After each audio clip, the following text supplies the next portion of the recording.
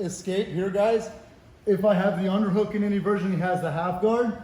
Before he shoots his hands, connects his hands, I don't want him to connect his hands.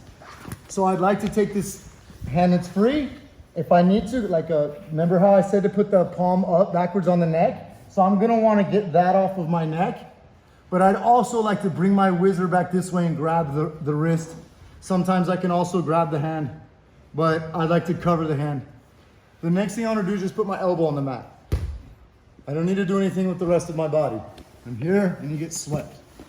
As a matter of fact, I can keep this arm and keep it. You know what I'm saying? But there's a bunch of other things you can do. So like early defense, doesn't matter if it's like side control. You know, if I go here, you shoot it in, you start to shoot your arm up. I'd rather split your hands apart, right? Connect your vice grip. So I'd rather hand fight right here if I can't get any version of wrestling up, right? Because sometimes you're here, if you allow me to wrestle up and I can come up and start to get out this way, then I can break your grip and get back to my half guard. So the question usually is, can I strip your hand? Can I grab your hand? When you lock it, can I still strip it? Can I get up and wrestle to an underhook? So it's kind of like the fractions of what he allows you to have. Does that make sense? First, I'd like to not have their hands connected. And then even in side control, is like if I'm here and you shoot your arm in, if I strip or if I get this arm, I can still sweep you from side control. And this is where I started doing this stuff. Right? Make sense, guys? Does that answer a little bit?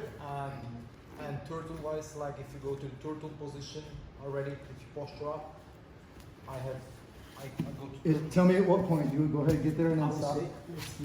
Okay?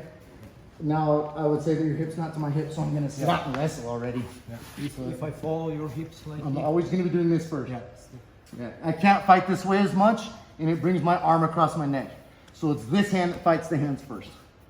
So I'm trying to hand fight and reshoot, or hand fight and stand.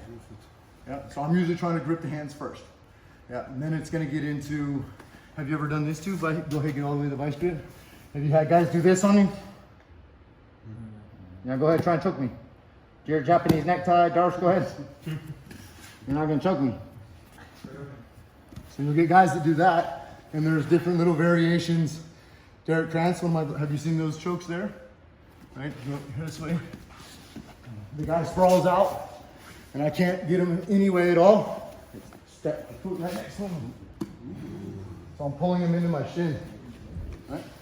So, I mean, there's gonna be back and forth, just like jiu-jitsu. I mean, we can do this forever, right?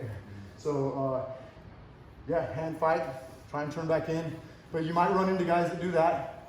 One of my black belts named Derek Krantz, fought in the UFC, did like that variation of a Peruvian necktie / shin in your neck, whatever you wanna call it. So we called it the Texas necktie, because he's from Texas. But it'll go back and forth. So answer a little bit though? Yeah. Really trying to strip with the free hand. If I can turn and wrestle, I will, but I'm gonna hand fight with this one first, and if I can, I'll get that one. Just so you guys know, like, stand up for me.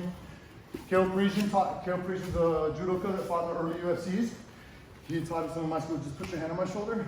Gi, no gi, grab the wrist, elbow inside, I have an underhook. Put his hand on my shoulder, grab this, grab the gi, whatever you want, elbow inside, I have the underhook. I jack him up in the air, so I lift it off his toes. It's not just like I'm going like this and grabbing his hip. It's fucking throwing me, I kind of knees and try. I want to make him do this, yeah? Number 2, I'm here and I can duck my head to the inside, katagaruma. Number 3, I can take his back. Here, duck my head, no, on his back. All this stuff is from just a different clinch. You know, so I'm here, I got knee down, and I have the underhook, and I grab the wrist, and I'm here. So now I have all these variations that I'm able to shoot his arm out, and I'm able to sweep him the same way. You know, you can do all kinds of variations of techniques with that same movement with the elbow on the ground and standing. Pretty cool. But that's like a drill we do. Again, I'll show it real slow. You put your hand on here. You take the hand, rotate your elbow, and lift. If you want the underhook, cool. If you want the katagaruma, the fireman's carry, you can. Or just an entrance of anything that you want, right? Or it's a back body lock.